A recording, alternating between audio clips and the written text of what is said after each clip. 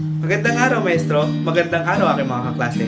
Narito kami ang Group 3. Kasama ko sila Ronelyn Kayanan at Linya Fe Kuyom upang ipakita sa inyo ang aming nakuhang himig na inilipat namin sa kantang Speak in English Zone at musika ito at titik ni Joel Costa Malabanan. Tara, inyo itong pakinggan.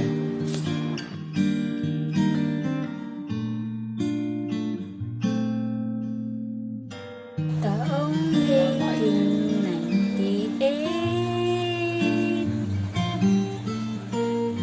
nang sumalakay si George Dewey sa ngalan ng benevolent assimilation ni Mackenzie. Ang paglaya sa Kastilay agad na walang saysay dahil sa imperialistang likas yaman ng pagkay at ang Kano at Kastilay nagbentahan $20 million ang naging kabayaran. Simulan ng tama sa kolonyal na edukasyon, English ang wikang nagsilbing pundasyon. Pagigiting na bayani ay pinapitay tulad ni na Felipe Salvador na kaya sakay.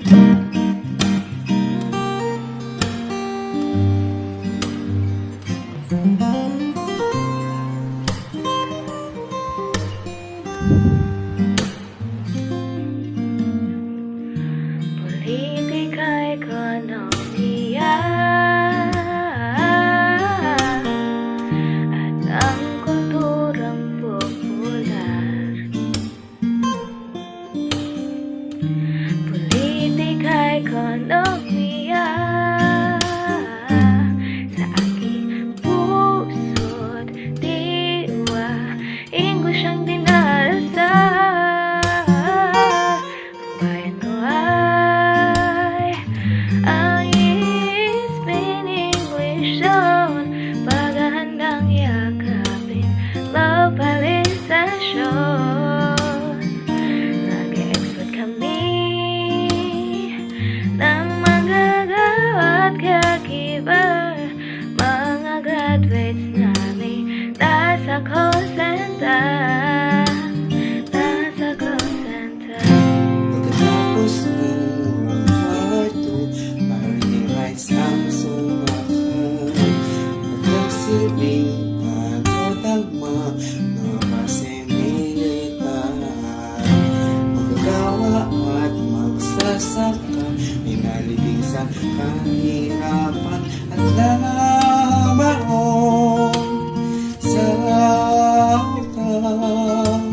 Ang samayan,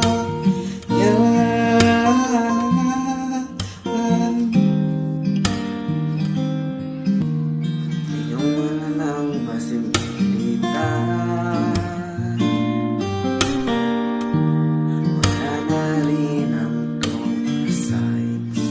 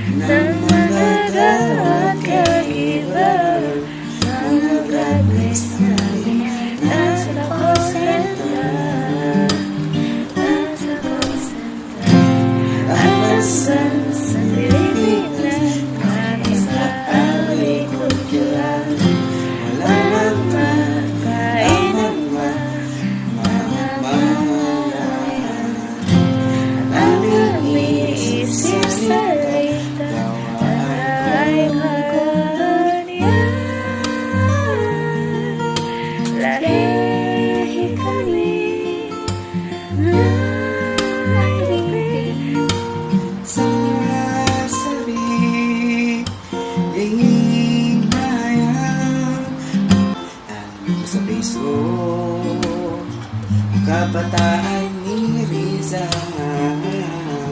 Sa pagdodotaan mo'y mga hangal, politika, ekonomiya at ang kulturang popular.